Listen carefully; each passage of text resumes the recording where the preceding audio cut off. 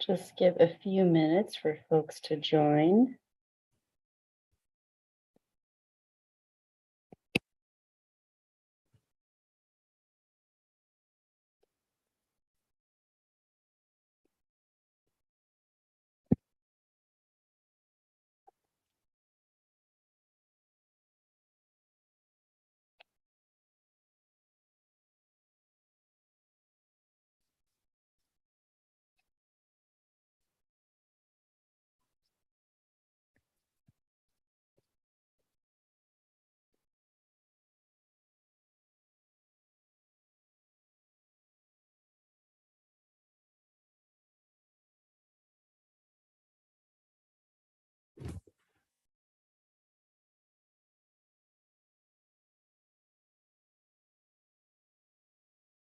Thank you for joining us, folks. We're just going to give a couple of more minutes as people trickle in.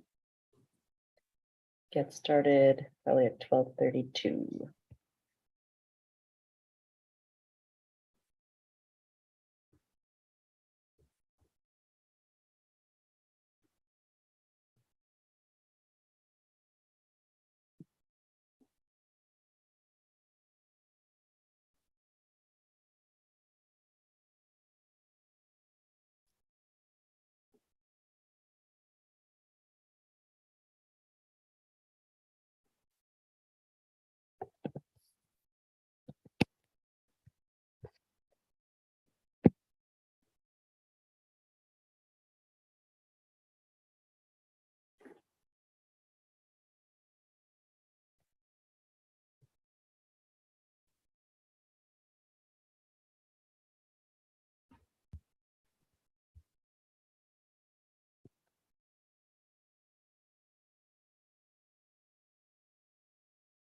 Okay.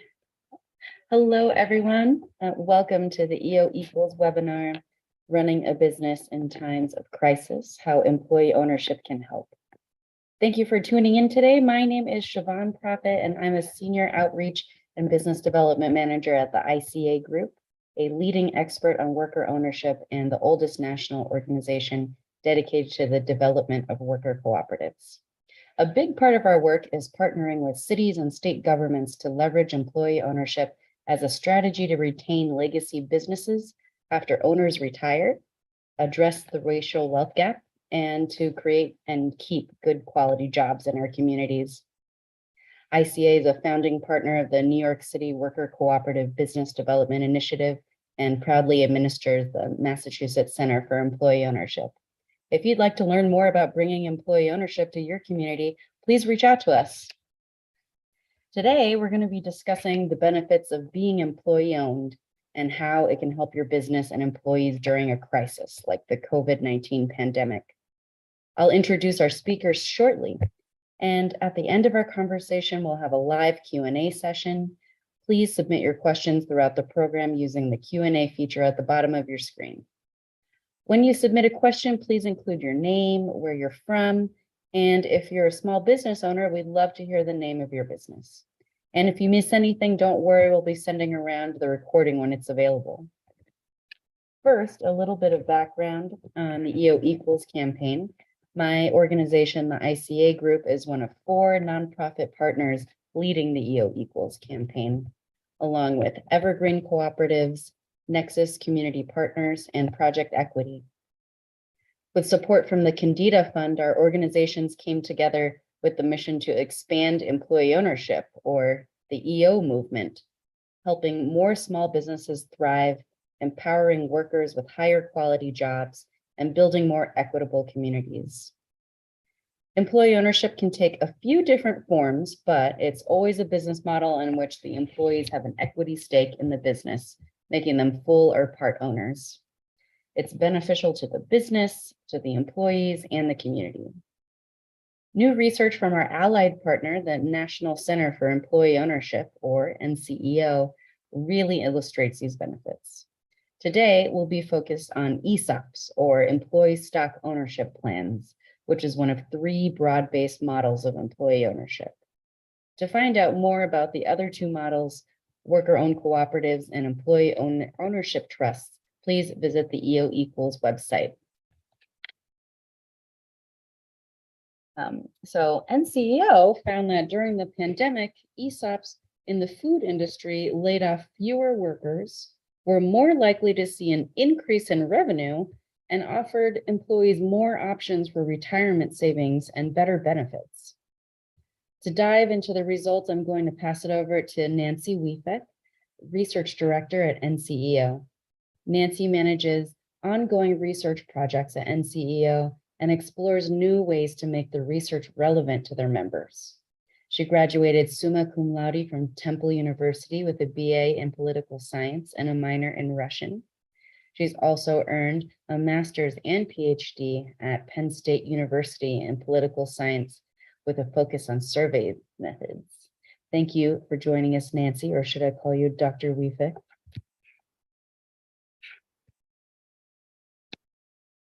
The doctor couldn't figure out the mute button. Thank you very much, Siobhan.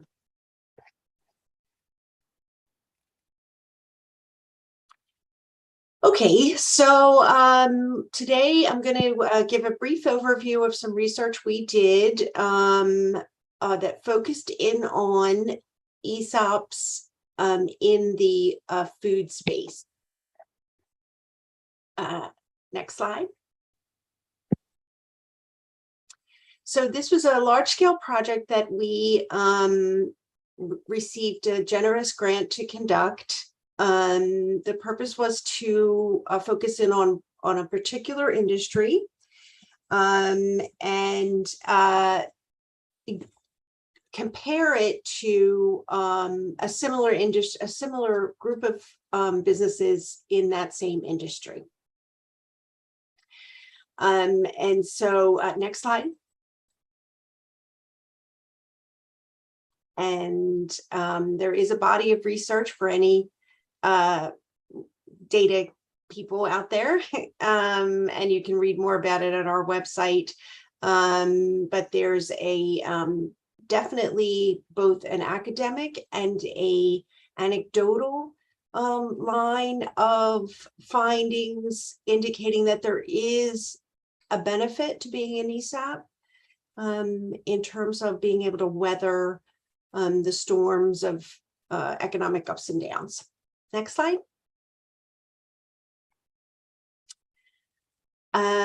So we focused in on whether having an ESOP helped companies weather the difficulties with some measures from the survey,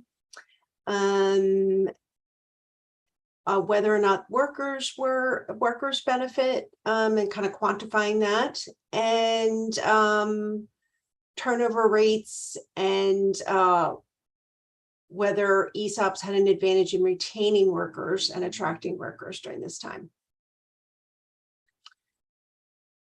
Next slide. So basically this is, we ended up after a ton of work to get respondents. We were working with 258 privately held ESOPs in this space. We got a national firm, and this research was conducted November to March of last year and the beginning of this year. Next slide. Okay. After working that list of 258, we ended up with 112 companies, 112 ESOPs in the privately held space, which is an amazing response rate. So I feel confident in talking about all the findings I'm going to talk about now, and that we got a really solid response in our ESOP group. And then the comparison group, we got 222 valid responses from a group that we then, a group of companies without ESOPs in the food space that we then carefully matched so that we could make comparisons between the two groups.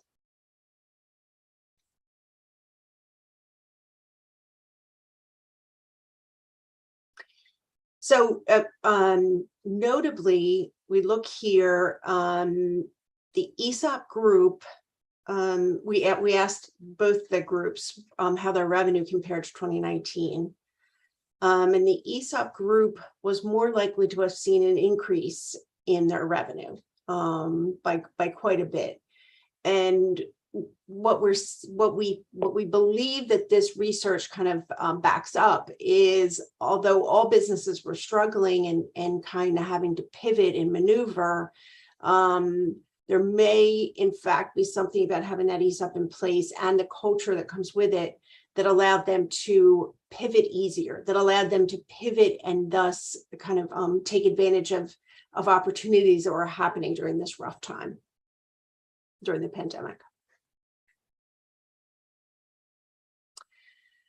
So involuntary separation rate was roughly half that of non-ESOP. So that means folks leaving and then having to be replaced, which is very costly for businesses. So this quantifies what we know anecdotally, that businesses kind of do better in retaining workers when they have an ESOP in place. And this provides evidence of comparing it to a closely matched group. And we see as well, the voluntary quit rates were also lower. So both low layoffs and quits were lower for ESOPs compared to non-ESOPs in similar circumstances. And here, this is a sort of attitudinal question that we asked of both groups, how they rated the performance of their workers during the pandemic and the shutdown. And so, as we would expect, there's not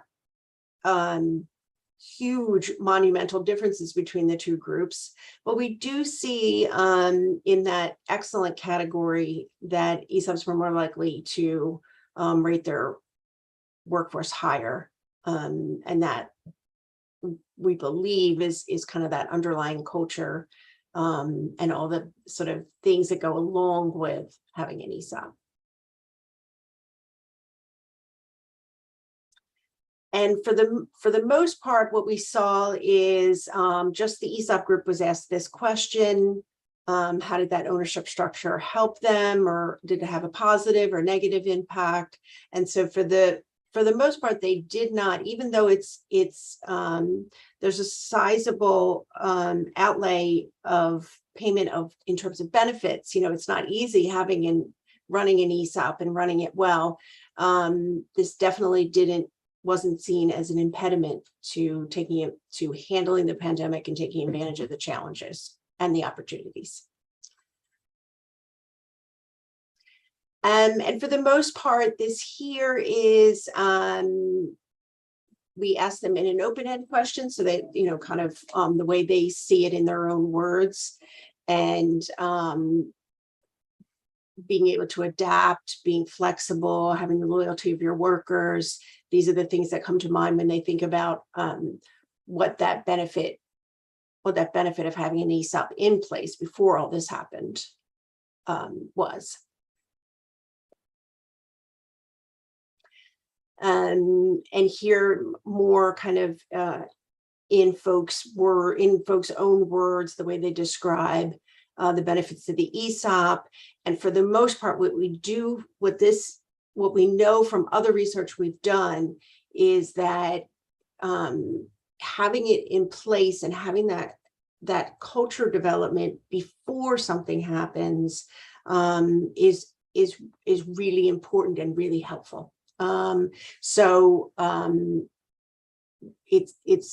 We've had folks say, like, in the good times, you hardly notice it. It's in the rough times that ESOP really, you can really see the difference, that you've kind of built up that culture that folks are like, how can we work together? How can we handle this together? It's kind of baked in, and it's hard to build on the fly when you're already facing tough times. Nancy, you've got some great quotes in here. Can I read one of them before you move on? Oh, of course. Sure. So this one really stuck out to me. Being employee-owned allowed us to make decisions focused on doing the right thing for our business and our communities in the long term, rather than decisions focused on quarterly results. Yep, so that's actually from the folks that are knee deep in it, from our respondents in ESOP companies.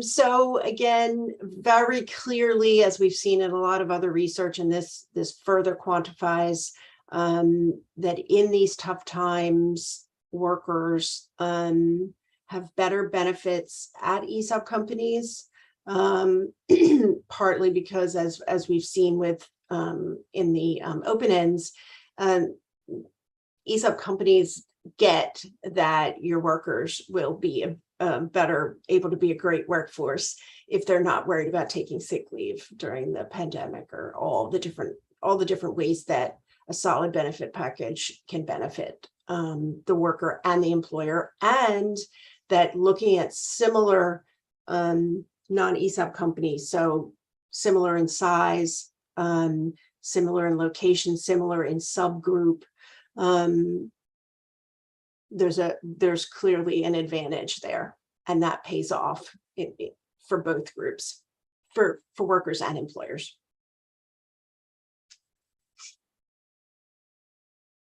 And it's most striking, this is one of the findings that really stood out for me in all of this, is that where you really see it is those smaller companies, smaller in terms of revenue. And that's where, like, this to me is really like a highlight of the ESOP advantage. In that if you're a worker at a smaller company, you're much more likely to sort of have the benefits that you need to be a good worker. And that's shows much more clearly that even when it's tougher to do it because you're smaller, ESOPs do it, and it pays off. And they also, many of them also offer a 401k plan, which we know from, which is also in line with what we know from ESOPs overall, is that they're often either have a 401k component in their KSOP, in their plan, or they offer a 401k that gives allows for diversification for most of these workers.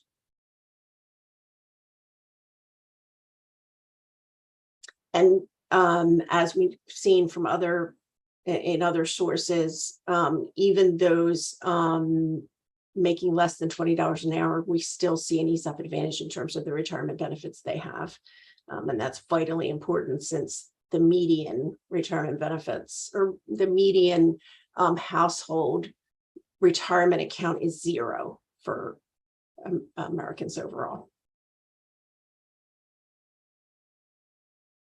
Okay, so please do reach out if you have any questions at all. I think the overall finding here is that no doubt all businesses struggled and faced turbulent times during the pandemic. ESOPs are certainly not a silver bullet in any way.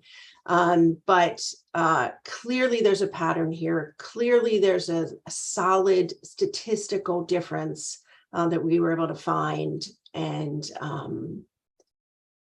it kind of confirms what we know in our guts and what we've seen anecdotally, that there is this advantage, and it pays off for workers and employers.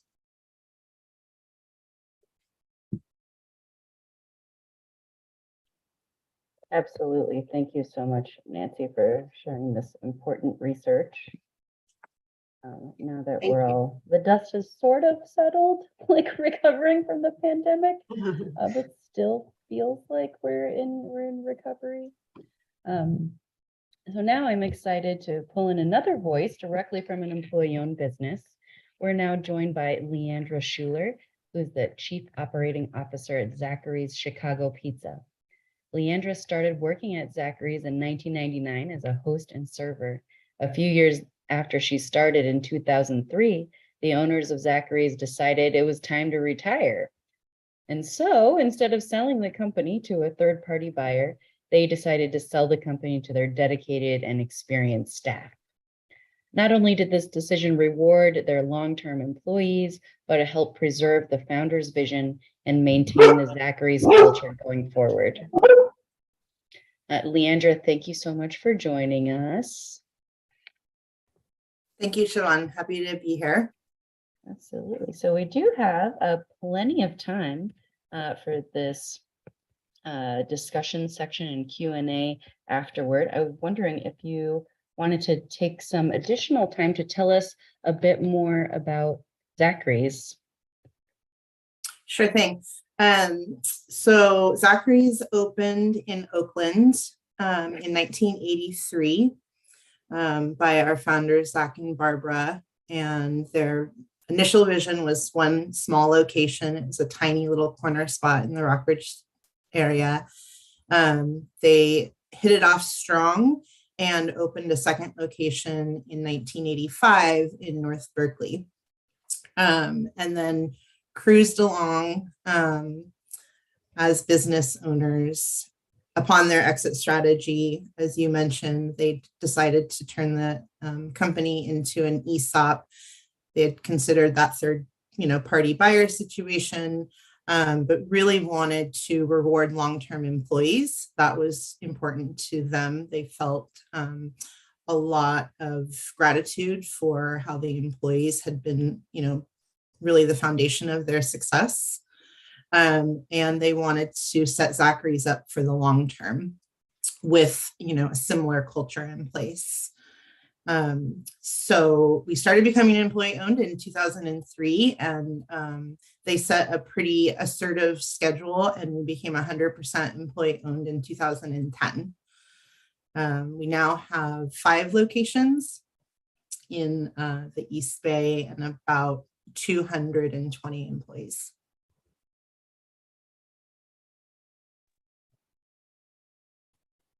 Great. So we just heard the facts from Nancy, and we'd love to hear about the tangible benefits of employee ownership that your company experienced. So how was the, Excuse me, just one sec. I just wanted to say, as a person who's lived in California, their product is unbelievably amazing. I would wait in line to get their stuff. Thank you. That's very kind.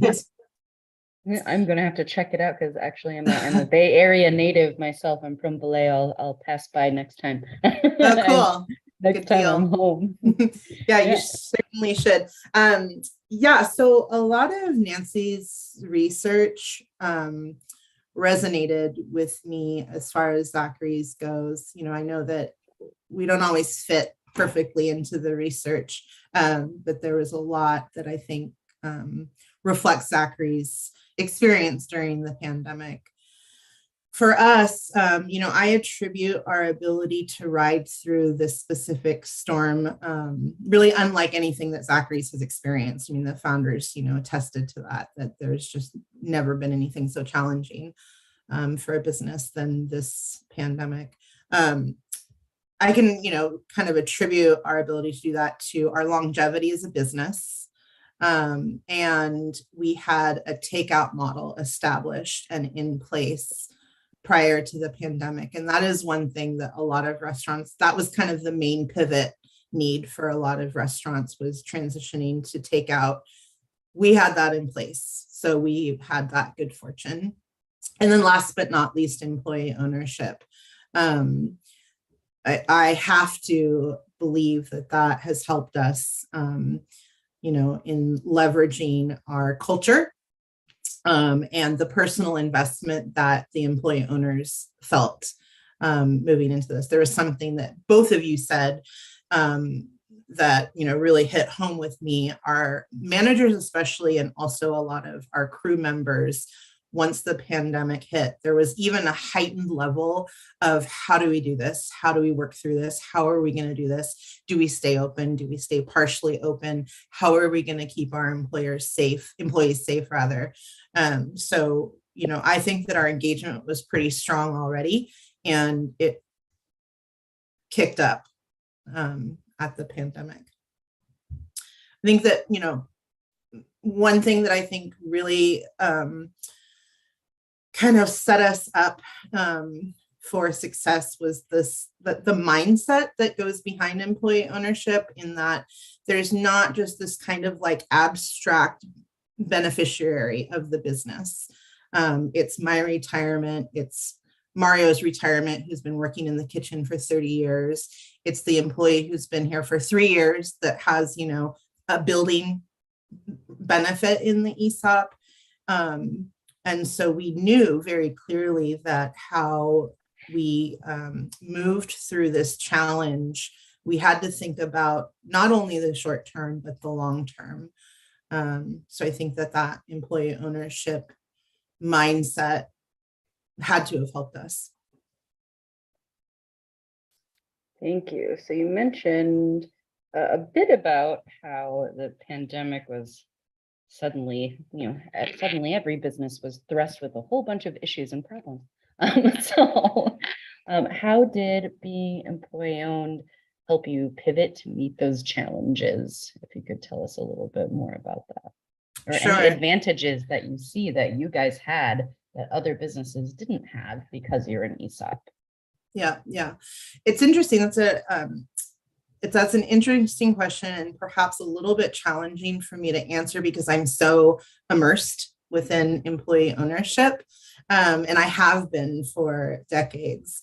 But thinking outside of the Zachary's box, I could say, let's just like one of the pivots that we had to do along with all other businesses and to a heightened level in the food industry was figure out how we were going to comply to public health requirements, COVID safety requirements, and managing the public and managing our crew. That was a huge stress point. It created a lot of anxiety for a lot of people. And I think that because we had a communication structure built and some trust established, that we were able to really, do our best to try to include folks and weigh in on how to, best approach those needs of running a business during a pandemic.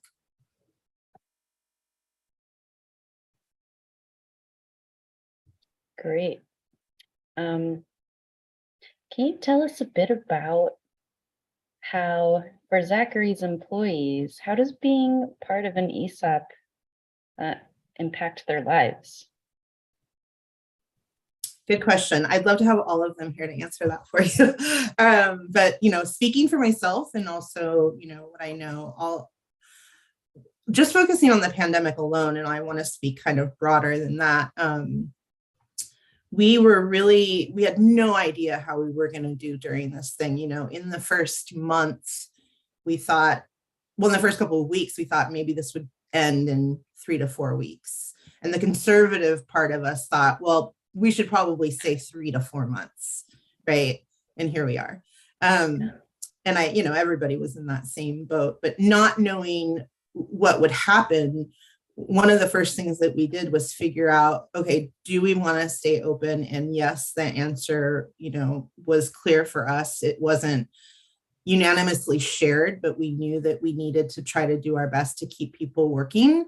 And we decided not to require people to work, which was a little bit risky because we didn't know how that would shake out and if we would have enough staff members to run the business. But we allowed people kind of, an extended personal leave. And we ended up with enough people who really wanted to work. So I think that was, one piece that really helped the employee owners feel good about working. Financially, we actually did quite well because we had to close the dine-in side of our business. And I love the dine-in side of our business. I think that for me, it's what, kind of gets people to understand the Zachary's vibe, and people celebrate birthdays and wedding receptions. And it's just, it's the heart of what we do. And it's really expensive. So when we had to shut that down, it was hard because a lot of the dining room people lost money and hours. And then we saw that the company was actually pretty healthy in terms of profit. So we were trying to kind of like figure out how to like, kind of resolve those two things. And what we decided to do was offer some supplemental pay. And we paid the dining room folks $3 more an hour and the kitchen folks $2 more an hour. That was intended to be like 1 month and then reassess. And we were able to do that for a year and a half. And then at the beginning of the year, we just transitioned that to long-term wages. So there was no takeaway. So it went from supplemental pay to permanent pay. The other financial benefit for the employee during the pandemic is we increased our ESOP contribution from what was previously planned with the profit that we had made. So during the last 2 years, while there were a lot of challenges for employees and the company, there were some direct benefits, financial and not, for the employee owners. That's great. That's incredible. It makes me think, I'm like, oh, well, how many non-ESOP companies would do that for their employees? Not saying that there's non-ESOPs that are not great employers and don't do great things, but I bet it's less common. Yeah. We were really proud to be able to do it. And then kind of, in a broader snapshot, I'm sure most people who are watching this know that the primary benefit of an ESOP is through a retirement plan. There are indirect benefits or qualities rather that come through with an ESOP, as Nancy described, like, better health benefits and, better pay. And I think a lot of cases, the retirement thing is really interesting because when we started in 2003, a lot of the employees were younger, I wasn't thinking about my retirement at that point. And so it was just kind of like this abstract, too good to be true thing in a sense for many of us. A lot of people were thinking about their retirement as well. In 2019, we had our first employee retire through the ESOP, and that was really cool to see. We have, been really afforded a really good thing in high retention prior to this, current labor shortage, but we're even, retaining a lot of long-term employees through that as well.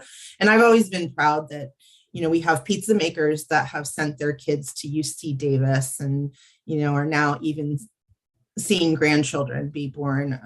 And that's certainly not super unique in the restaurant industry, but there is, that's not super common as well. So I look forward to seeing other, non-management folks be able to retire and have a secure future, as well as the managers too. That's wonderful. That makes me all warm and fuzzy inside. Thank you, Leandra. Just turning it over back to Nancy for a little deeper of a dive into your research. Why did you focus on just one industry and what were the benefits of that? Oh, you're on mute. So oftentimes, if we were to just collect a sample of just ESOPs, any one particular industry, even some of the bigger ones, manufacturing or professional services, there would be too small in that full sample to really dig into the particulars of that industry. And so what we got from this cut was to be able to see in our analysis both how the food industry as a whole operated, and then to look for any differences within kind of a grocery store compared to food manufacturing. And so that for many of these industries, things were both similar during the pandemic and also quite different in terms of having to either deal with, food manufacturing could be very different experience than supermarkets having to deal with, a ton more customers or having to pivot to delivery, things like that. So that really helps the folks that are reading the material to kind of see themselves more in the research. Great. I'm curious, what did you learn about the food industry in particular based on this research? How are food industry ESOPs set apart from the rest of the industry? So for the most part, the main focus here was comparing the food industry ESOPs to very similar food industry non-ESOPs. So we learned quite a bit about how within the industry, the advantages of having an ESOP, the places where they were quite similar in terms of both groups had to do layoffs. No one got out unscathed in this. In terms of the overall comparison, we know from our research on ESOPs overall and from objective data that the DOL collects that it's very much in accord with what we find overall. So in terms of better benefit packages, even among smaller ESOPs, the retirement security, is much stronger among ESOP workers, even ESOP workers in lower wage categories, which we have confirmatory data in terms of S Corp ESOPs. We did a study looking at account balances. And so the benefit is not just, as we saw in this research, it's not just limited to higher wage folks or folks with more time there. There really is an advantage for workers in both ESOPs overall and as we found in this study.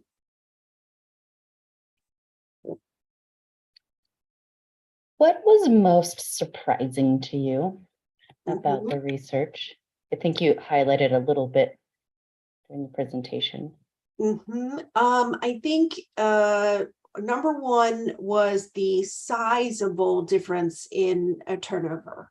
I didn't expect to see differences that large. And we know that they're solid. We know that those are solid findings. So where many in the community, their gut tells them that ESOPs do not lay off as the first line of dealing with a problem or dealing with challenges, and that has benefits. I didn't expect to be able to quantify that big of a difference. Second is the chart where the difference in the offering of benefits between the two groups, comparing food ESOPs to similar non-ESOPs. Overall, we saw, as we see in the ESOPs overall, in all ESOPs, they're much more likely to offer a benefit package that's good for workers and that keeps them there and that keeps them healthy. But the breaking it out by size and seeing that difference is even more stark in the smaller ESOPs. To me, one could say, well, of course, larger non-ESOPs and larger ESOPs are going to offer great benefits. They can afford to do it. I think are breaking out and seeing that even smaller ESOPs have an advantage as a real striking finding and really kind of confirms our gut instincts about how ESOPs operate beyond just being good companies. that there's something else going on there. And shortly, I'll turn over to questions for both of you. But last question for Nancy. What do you hope business owners take away from this research? Oh, great. So I hope to be, I hope that the research projects we have at the NCEO, I wish for them to be helpful to business owners in that they can trust the findings, and that we are, we're sort of rigorous in the way we do things. We're not trying to pull the wool over anyone's eyes or make it seem like ESOPs are magical and you won't have any struggles once you put them in place. But to communicate that there is this benefit, and look, when we slice it this way and we slice it that way, there is something going on. There is some culture that gets developed that helps you deal with things. And that would sort of be my top goal, is that they would see us as a resource, as a trusted resource that kind of can help them with this, this big decision that they're trying to kind of come to, and that would be a trusted resource. That's probably the most important thing I want to get out of this. Thanks, Nancy. Opening up to both of you. And you know what, I'd like to say one other thing, sure. too, because it's come up in a couple different ways, and it's come up quite a bit as I do research, is there's the issue of building trust. And as a person that knows, that has studied political attitudes and the attitudes of Americans, trust is essential to just about everything, to democracy, to to having good workers, and workers that will be there for you when you need them. And it's extremely difficult to manufacture. It's extremely difficult to build back if you've lost it.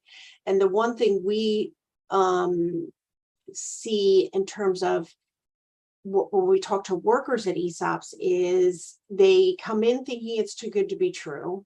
They come in with a cynical eye, and then they see the deposits being made to their account, and they see that, oh, I see. So I work really hard and we make profits, and then they put it into my account and it's there, and I can take a deep breath knowing that it's there. And therefore that deep breath and just being able to finally kind of feel a little steady makes me come to work and do that much better. So it's hard to quantify, but it is absolutely underlying why we see these benefits, why we see the retention we do, and how beneficial it can be to a business owner to build that in today's world, frankly. Can I speak very briefly to that, Siobhan? You can speak longer than briefly, because then my next question actually had to do about the culture at employee-owned companies. If you have something to share about trust and culture, please do. Yeah, I mean, from a personal experience, I cannot support and emphasize, Nancy, what you just said about trust and building trust enough.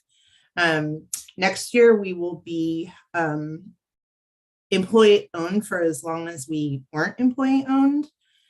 And, after 20 years and 12 years as a fully 100% employee owned company, that trust doesn't get established and then just stay. It needs to be constantly fed, and the culture as well. One of the things that we didn't have bandwidth for during the pandemic was to put a lot of energy into employee ownership development and education. And because we just had these fires burning and we needed to attend to what was up front and center. And we're good, but I can see it. I can see has been not attended to and fed. And so we have reshifted our priorities there and are going to spend more time and effort with that employee ownership development and rejuvenation. So it really my experience really speaks to what you said. It can go away very quickly. And it takes time and effort to be, built up. So that's really important. I also just, want to say, Nancy, as far as like Siobhan's question about how do you hope that the research will benefit people, I know that Zachary and Barbara, our founders, utilized the NCEO a lot when they were thinking about becoming employee ownership. And they were really lucky. I mean, your office is in their backyard, right? So you were right there in Oakland. And we have continued to utilize, your research and resources to help us kind of think about everything from plan design to employee ownership culture as we continue moving in, along as a mature ESOP. So I just want to, thank you and your work in front of everybody else for that. It's been really helpful for Zachary's. Thank you. It's a great organization. I'm proud to work there.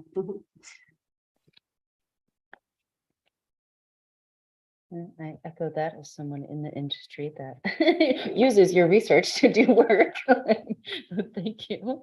For both of you, before we move on to our Q&A portion, what advice would you give to business owners that are considering forms of employee ownership?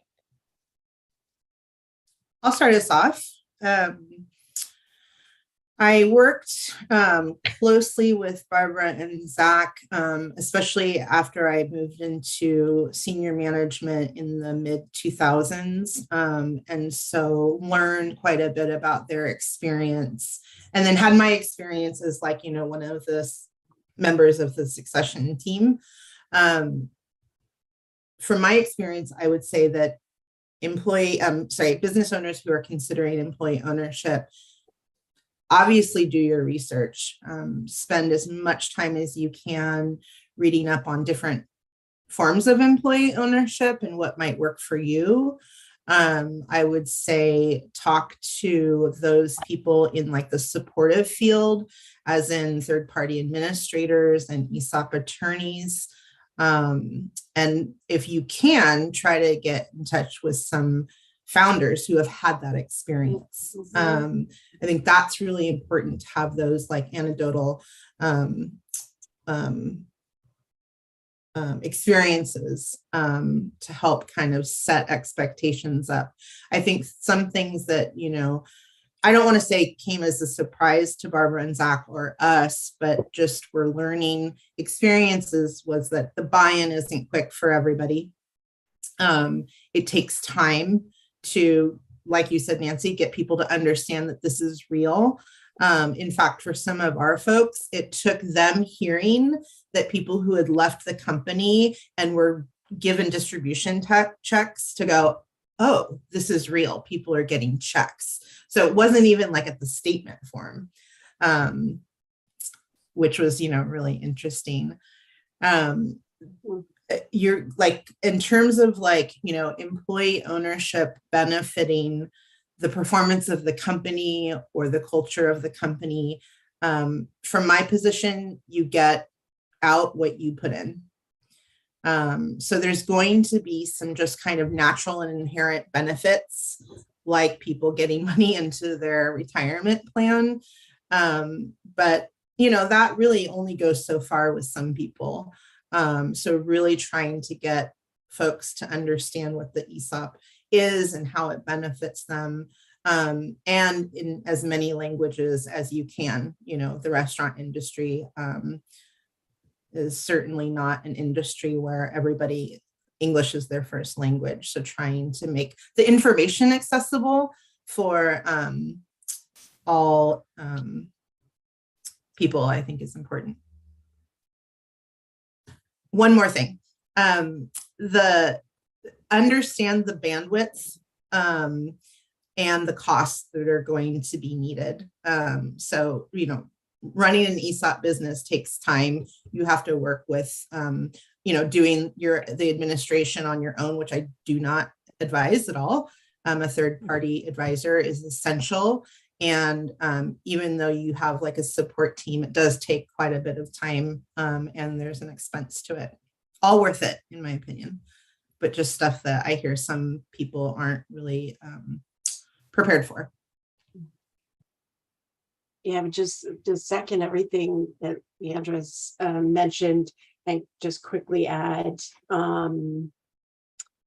make sure that the folks that are advising you are giving you the right comparisons to consider decision making. And that just means, yes, the ESOP will cost this, or the ESOP will involve this, and tell me how much it, help me understand, because there's always going to be costs and everything's always going to be complicated.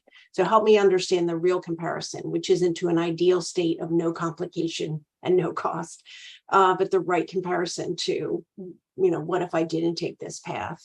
What are the costs I'm going to face in a different path, including losing my legacy or whatever that might be. So that's a way to kind of help you, and trusted advisors will do that. It's just helpful to keep in mind, I would say. Great, thank you so much, both of you. And now with our last 10-ish minutes, I'd love to open it up for Q&A. If you have questions, please type them in the Q&A box in the chat, and I will just hang tight for a second until some things come in.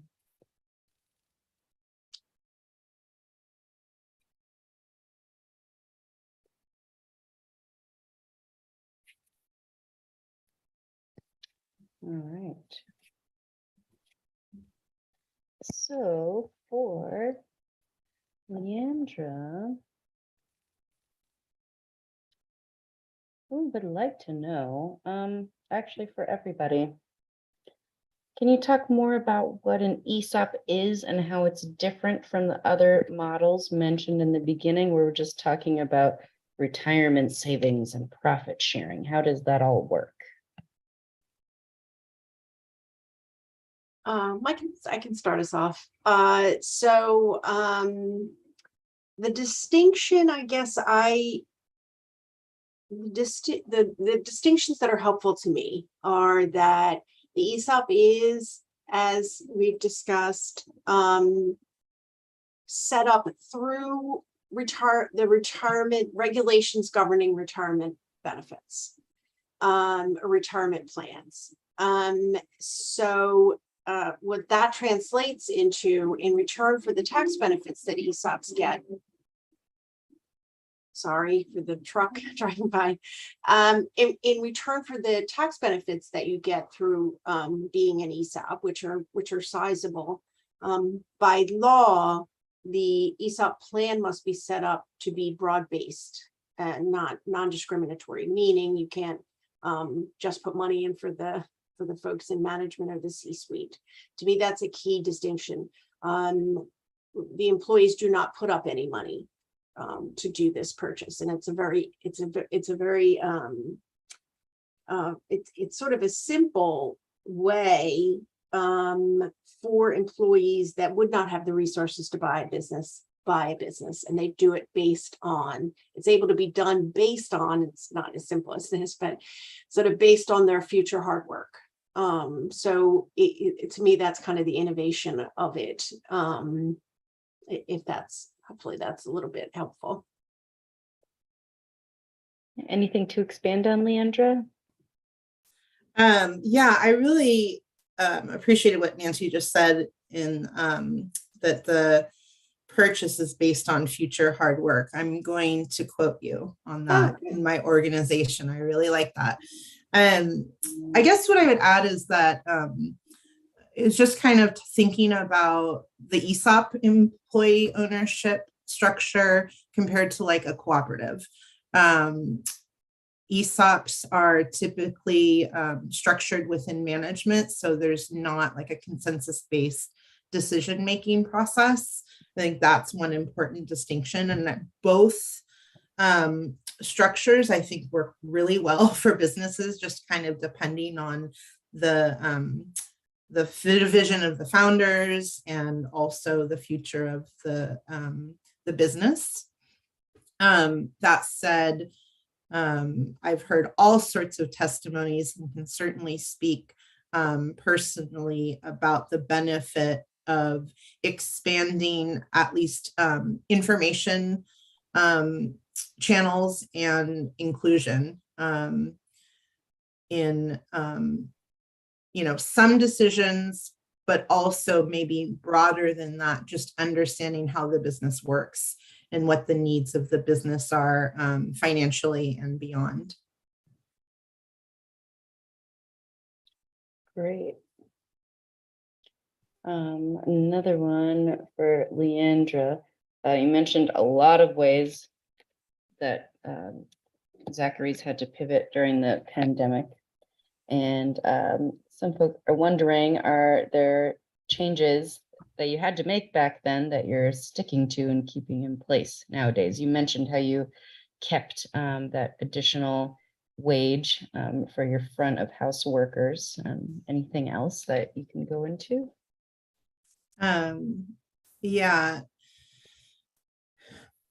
We did try out, so we, as I mentioned, we, had to shut down our dining room end of the business. And then when allowances by the county and the state, opened that back up again, we weren't like, full force, absolutely, we're going to do this. We had to think about that.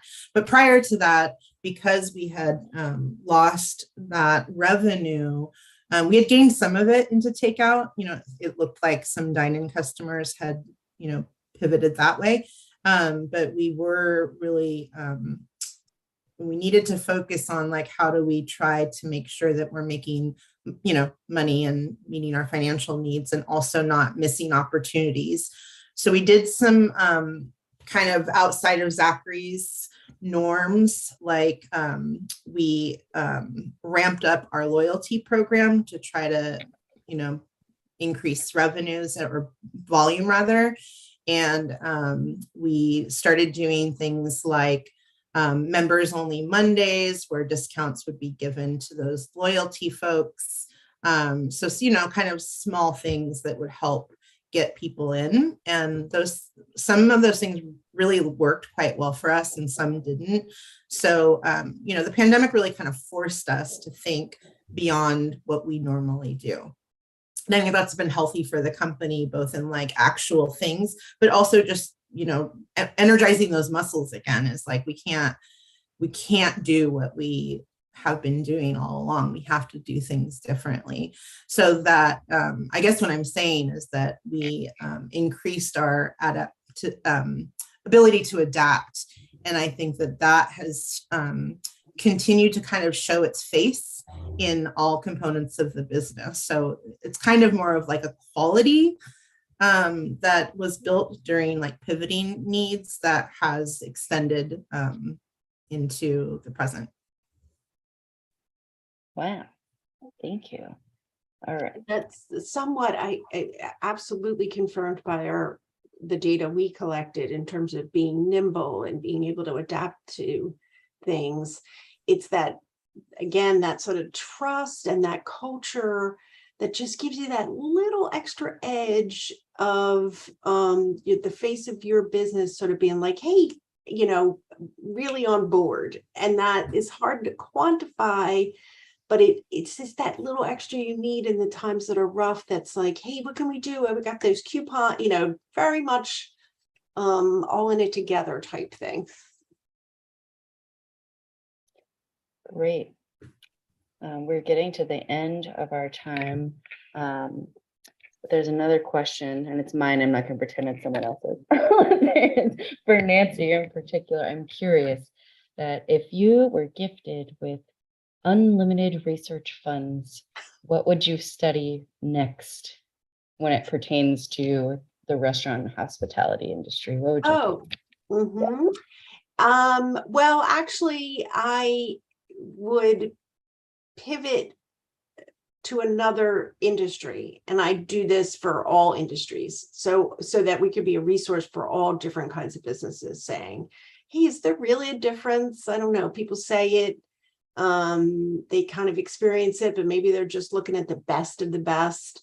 I would like to provide business owners with a snapshot of their industry, that allowed them to see it in black and white, allowed to see it that it actually, there is something there. That's what that would be my first week or so. Demonstrating the EO difference in more industries. That's right. And helping kind of confirm our guts more.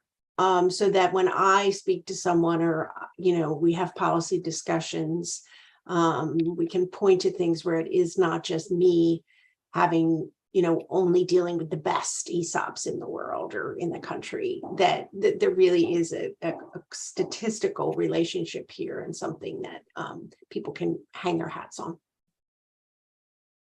Thank you so much to both of you.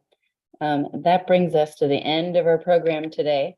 We hope you learned something new about employee ownership and the many benefits it has for your business, employees, and community. If you're interested in learning more about EO, please visit employeeownershipequals.org.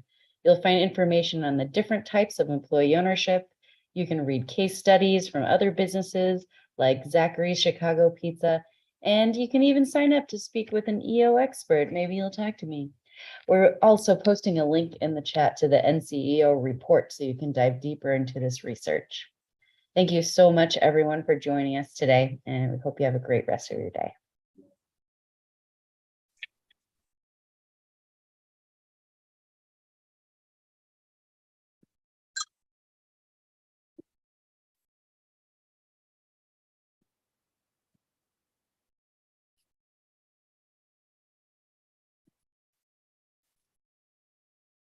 All right, is it just us? We're all done? It's still recording. Thank you, everybody. Thank you, guys. Hi.